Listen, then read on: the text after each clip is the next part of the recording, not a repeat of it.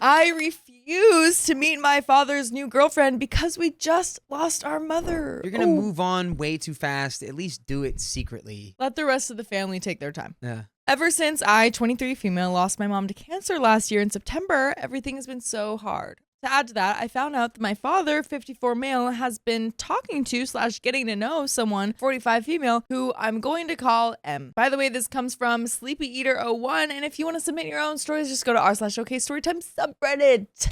Come on over. So, my parents were married for almost 30 years, and as a normal couple, they had their issues, but they still stayed together. We are also religious, which is going to be important later. Despite the trauma and issues that I have had with them, I love them. I've always looked up to my mom, so losing her is one of the worst and most heartbreaking things that have ever happened to me. My father has been someone who would make sure that we were taken care of, and I would say we could feel his love and care. Thanks to my parents' upbringing, I would say it helped and showed us a lot later in our own lives. This began when at my mom's funeral, which was public for people who knew her. In our culture, you do not invite people, but you announce it, and whoever comes is welcome. M was introduced as my mom's old friend. At first, I did not question it, since it was quite usual for my mom to have friends living abroad. After that, I had my own suspicions about my father suddenly going to another country where M lives, and how his behavior was changing. It confirmed my suspicions, which my older brother and his wife also had. He brought her to my mom's ceremony at the temple.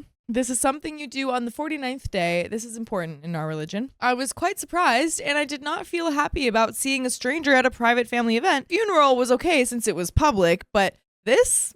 Nope. Later that day, we asked him about her, and he told us that they had been talking ever since he saw her number pop up on one of the messaging apps that he uses, like WhatsApp, Viber, etc. And he told her about my mom being sick. He said that they had been only talking, and after her death, they started dating. He mentioned how they also talked about their future together since they both have younger kids. She has 2 kids, and on my side, I still have a younger brother, all from 13 to 18. And it needs to be discussed carefully because apparently they wanted to move in together to our country where my father lives. I was caught off guard since we had just lost our mom, and he was already thinking about dating someone. A person who was apparently my mom's old friend. It did not make any sense to me the way that he started talking to her, but what was hard to swallow was that it was when my mom was still alive. Exactly.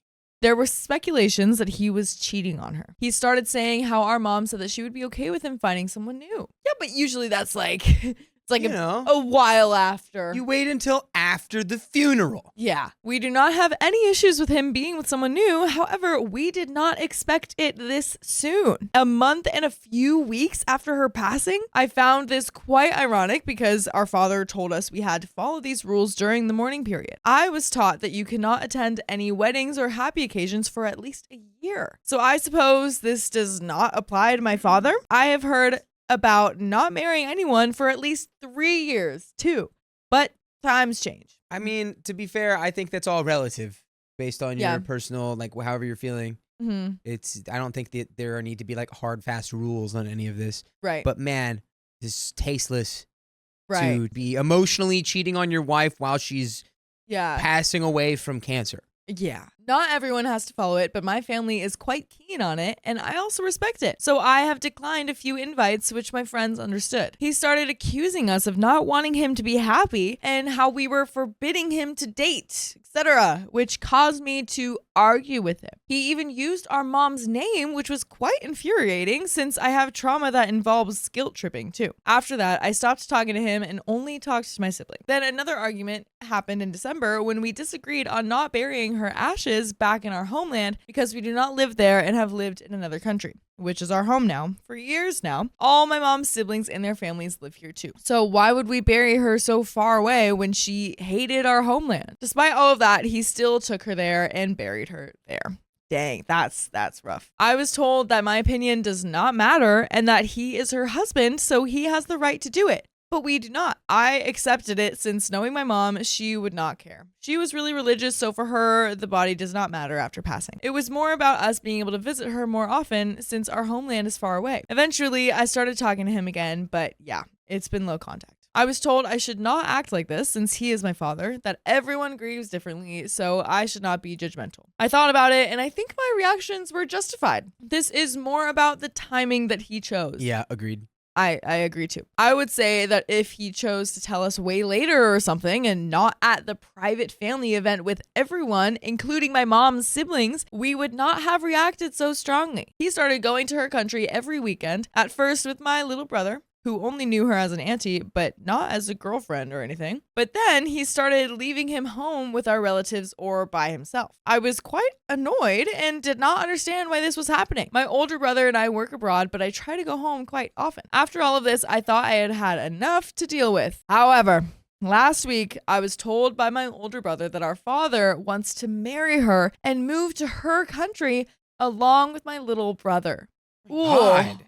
Way too fast, buddy. What are we doing? My gosh. I mean, way too fast for it to have not been going on the entire time your wife was sick, which makes you disgusting. Right. It's like it would be even too fast if you just met her naturally and you didn't have a previous marriage. That's just so fast. Absurd. I was once again caught off guard since last time it was her moving to his country, not him. I wasn't a big fan of it, but as long as my little brother could stay back home and just do his own thing without worries. Our father told him that he wants my little brother to repeat 1 year so he could learn the language. Mind you, he is in elementary school, and next year he has to start looking at high schools and then study for the exam. So learning a new language while repeating a year and then taking the exams in a language he does not know? I am not sure about this. Hey, sink or swim, buddy. Just push him into the deep end, why don't you? I'm not sure about this, and I want this to be discussed thoroughly and carefully. He is going through puberty, and at this age, you gotta pay more and more attention. I disagreed with this, and my little brother does not want to move abroad either. I feel like I cannot do anything at all. I cannot take him with me since I can only afford to fend for myself and only help out when needed. My brother told me our father told him that when he disagreed with the move, he was met with reactions and comments like, "You do not care about me. It's my turn to be happy now. And why are you not listening to me?" I'm upset and heartbroken by this. I have been crying a lot. And I've been crying a lot lately because so many of you have not checked us out on your favorite podcast app like iHeartRadio, Spotify, Apple Podcasts, whatever it's so be. There are full episodes with stories just like this on all these apps. Just search our name, OK Storytime, and you will find them all. Save me from crying. And there is a little bit more. What's gross is the my turn to be happy now. It's like, yeah. What do you mean? Like, stop saying these things to your kids. You can say them to yourself. You can say them to your friends. Don't say that to your kids. And it's just like, well, are you not also mourning? Like, it's disrespectful. Clearly not. Yeah, it's disrespectful, like, of the family and of, like, the wife and stuff. But it's just like, think about yourself, though, and how you're feeling yourself. It's disrespectful to yourself, and you're not giving yourself time to process all of that. It sounds like he's already processed it all, and he didn't care about his wife, and he had already moved on to this other woman. And to do it like so transparently around the family, it's like, have you no shame? It's like, at least try to hide it. God. Yeah, but now because you're so tasteless, it's like you've now made this a problem for everyone in your family. Yeah, it's like you could say everyone grieves differently, but that's usually about like the way you spend your time or like how much work you do or the jokes you make. It's not like, I get married to grieve. You know what I mean? I take my new partner to the funeral. Yeah. No. It's to grieve. It's just my way of grieving. Brother, you give yourself a week and a half at least. Literally, it was 49 days. 49 days. Wild. Yeah, which is it just confirms this guy was cheating on her with emotionally, physically, whatever. He had let go of their marriage before she had passed away, which is so gross. But there is a little bit more.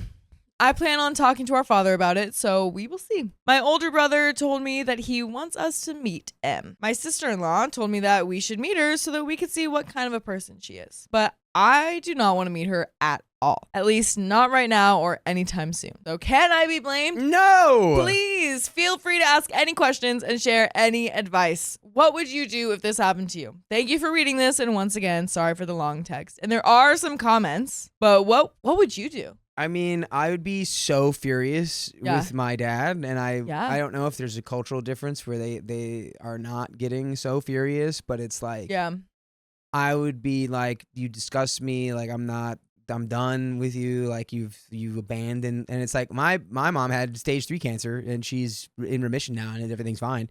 But like, if I find out that like, you know, while my mom's sick, my dad runs off and is like chatting with some woman like and emotionally cheating on my mom while she's sick, I'd be like, you're a scumbag and I want nothing to do with you. Absolutely. Like the only saving thing is like if there was some discussion where she's like, I know that I'm not long for this earth and I don't want to be a roadblock to you continuing to be happy. So feel free right now, while I'm still breathing, to go find somebody else. Yeah. And I find that very hard to believe that was said. I really doubt it. But there are some comments, so let's see what the people have said. Comment number 1 says, not the a-hole. Let's face it, your dad had a lover before your mom passed away. He already had plans before she passed away. He doesn't care about how this negatively affects your brother. He only cares about himself. Try and figure out how you can help your brother. That's the only important thing now. Don't meet her if you don't want to. There is no way she was your mom's friend. This was probably a dating app hookup. Another comment says, not the a-hole. Your father sounds like a petulant child that was just freed from a life of servitude. It's his time to be happy. So what was he doing for those 30 years? He was so unhappy in marriage that now he needs to do it all again with the woman he was cheating on your mom with and trying to guilt your younger brother into giving up his whole life for his father. I'd be working with my older brother to see if we could keep the younger brother here with us. Maybe getting child support money from the father. Talk to a lawyer. And I'd leave that selfish man in my rear view mirror, never to talk to again. And that is the end of that story.